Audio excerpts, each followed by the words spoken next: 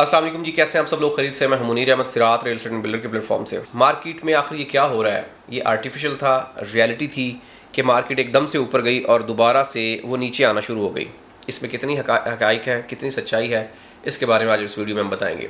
सबसे पहली बात तो ये है कि हम सब लोग जानते हैं कि मार्केट बहुत टाइम से डाउनफॉल का शिकार है और रेट्स काफ़ी नीचे आए हुए हैं, लेकिन इसके बावजूद दरमियान में जब भी कोई एक पॉजिटिव साइन आता है, पॉजिटिव न्यूज़ आती है, तो मार्केट एकदम से ऊपर आना शुरू हो जाती है। इस वक्त जो मार्केट की सिचुएशन है वो ये है कि इस वक्त मार्केट में बहुत अच्छी खासी बाइंग हुई है। अच्छी खासी बाइंग से मुराद ये है कि एक प्लॉट जो कि आप कह सकते हैं कि मार्केट में 15-15 दिन सेल नहीं होता था, वो 1 घंटे में सेल हो गया।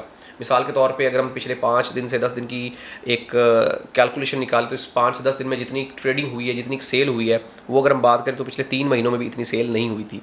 तो ये एक अच्छी खासी अमाउंट जो आप कह सकते हैं कि यहाँ पे इन्वेस्ट हुई है और एक अच्छी खासी नंबर ऑफ प्लॉट जो है वो मार्केट से सेल हुए हैं।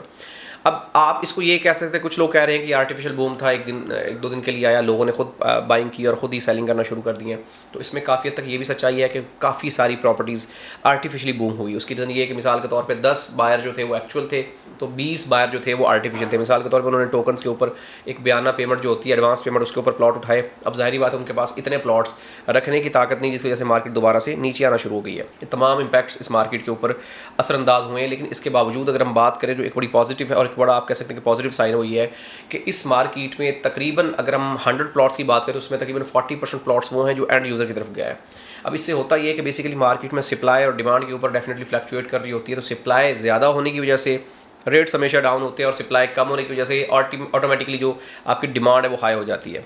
तो इससे जो चीज़ें हुई हैं वो ये हुआ है कि जो घरों की प्राइस है वो ऊपर जाके लॉक हो गई है। मिसाल के तौर पे एक घर जो आपको स्पोर्ट्स सिटी मिला 1,60,00,000, 1,70,00,000, 1,75,00,000 में मिल रहा था, वो अभी 1,75, 1,85, 1,90, 1,95 की तरफ चला गया है। मतलब ये है कि जो सेलर है उसको एक तरह से आप कह सकते हैं कि एक बंदा डूब रहा है और वो अपने बिल्कुल आखिरी मराहिल पे है और उसको 5 मिनट के लिए ऊपर आके सांस मिल जाती है और वो दोबारा से रिफ्रेश होता है और उसका जो स्टेमिना है वो इंक्रीज़ हो जाता है और उसको दोबारा अगर पानी में डुबो दिया जाए तो उसके पास एक लंबा टाइम जो होता है वो सर्वाइव करने का होता है। तो बेसिकली ये एक ऑक्सीजन था, ये एक सर्वाइवल के लिए एक आप कह सकते हैं कि टैबलेट्स थी जो कि आपको दी गई, जिसकी वजह से मार्केट में दोबारा से जब तक ये डिप आएगा, उस डिप आने से पहले पहले इंशाल्लाह आप उसको सर्वाइव करेंगे और डिप के बाद जो मामला बेहतर होंगे तो तब आप अपनी प्रॉपर्टी को सील आउट कर सकते हैं। डेफिनेटली जो भी पॉजिटिव मूव्स होते हैं, जो भी नेगेटिव मूव्स होते हैं, उनके इम्पैक्ट्स, आफ्टर इफेक्ट्स जो होते हैं वो हमेशा रहते हैं।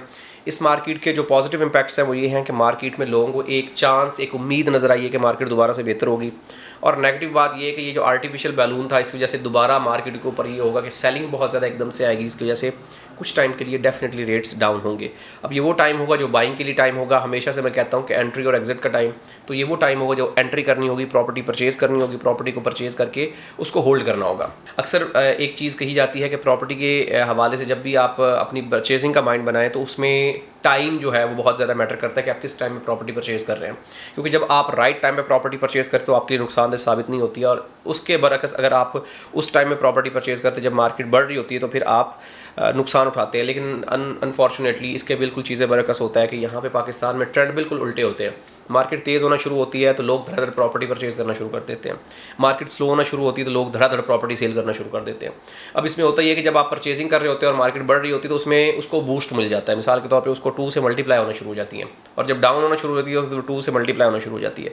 तो सिनेरियो बिल्कुल टोटली डिफरेंट होता है, जिसकी वजह से बहुत सारे लोग असल में जो मार्केट तेज़ करने में या ख़राब करने में जो लोग होते हैं उसमें वो लोग होते हैं जिनका एक्सपीरियंस नहीं होता, जो लोग प्रॉपर्टी को समझते नहीं हैं और वो तहम्मुल, सब्र और पेशेंस नहीं करते, इसकी वजह से चीज़ें डबल होना शुरू हो जाती हैं। अब इसकी अगर हम एक छोटी सी एग्जांपल दें तो 15 दिनों में पिछले जो चीज़ें हुई हैं उसमें मैक्सिमम जो बाइंग की है वो नए बायर ने की है।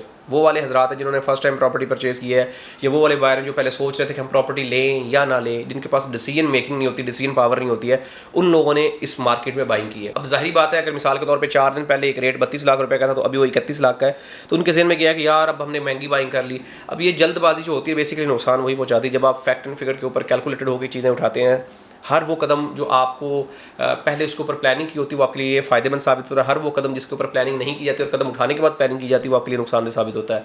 तो बेसिकली मार्केट की जो सिचुएशन है वो ये है कि आप इसको ये कह सकते हैं कि तकरीबन 25% इसमें मार्केट में बेहतरी आई है, और ये डेफिनेटली आगे लॉन्ग टर्म में चल के बहुत बड़ा पॉजिटिव साइन होगा इस मार्केट के हवाले से, क्योंकि इससे आपको जो एक स्पेस मिली है, आपको जो एक खला मिला है, वो डेफिनेटली लॉन्ग टर्म में आपके लिए बहुत ज़्यादा फ़ायदेमंद साबित होगा। और डेफिनेटली मार्केट के साथ चीज़ें बेहतर होना आहिस्ता आहिस्ता ग्रेजुअली शुरू हो जाएंगी।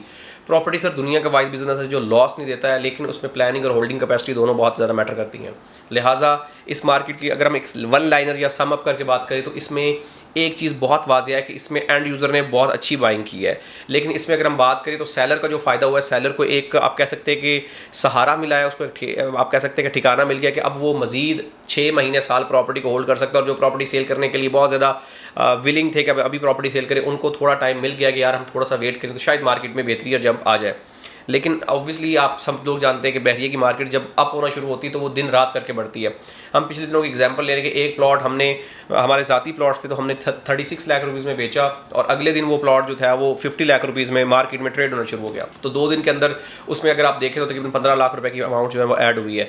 ये इसकी बात बिल्कुल अलग है कि वो उस प्राइस पे बिका है या नहीं बिका, लेकिन उसमें जो डिमांड होना शुरू होगी वो 50 लाख रुपीज़ की डिमांड होना शुरू हो जाएगी। तो ये सारी चीज़ें जो है ना ये बहुत ज़्यादा मैटर करती है, ये सारी चीज़ें डेफिनेटली इम्पैक्ट करती हैं आपकी ट्रेडिंग के ऊपर। ये पॉजिटिव साइन या नेगेटिव साइन मैंने ऑलरेडी बोला है कि उसके इम्पैक्ट्स जो है ना आफ्टर इफेक्ट जो ज़रूर होते हैं।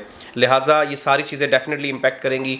रेट्स के जब एक जगह पे ब्रैकेट लग जाएगी या उसको लॉक कर दी जाएगी तो डेफिनेटली उससे होगा ये कि अगर बाइंग होती रहेगी तो डेफिनेटली प्राइस जो है ना वो ग्रेजुअली इंक्रीज़ होगी। इसमें एक और बहुत बड़ी प्रॉब्लम होती है, वो ये होती है कि नई डील्स के आने की वजह से रेट्स काफ़ी डाउन हो जाते हैं, लेकिन नई डील्स का बायर को तो फ़ायदा होता है, लेकिन जो प्रॉपर्टी होल्डर्स होते हैं उनके लिए नुकसानदेह साबित होती है, क्योंकि सप्लाई ज़्यादा जाने की वजह से रेट्स ऑलरेडी जो प्रॉपर्टीज़ होती है उनके डाउन होना शुरू हो जाते हैं। लिहाजा घबराने या टेंशन लेने की ज़रूरत नहीं है। इंशाल्लाह चीज़ें बेहतरी की तरफ जाएगी और मार्केट बेहतरी की तरफ ही जा रही है। इंशाल्लाह आने वाला टाइम हमेशा के लिए बेहतर और बेहतरीन होगा। अल्लाह से बेहतरी की उम्मीद है। मज़ीद रहनुमाई गाइडलाइन के लिए हमारे दिए गए नंबर्स पर रब्ता करें। यूट्यूब चैनल हमारा ज़रूर सब्सक्राइब करें ताकि ऐसी इन्फॉर्मेटिव वीडियो आप तक पहुँचती रहे। मिलते हैं नई वीडियो के साथ। अल्लाह हाफ़िज़।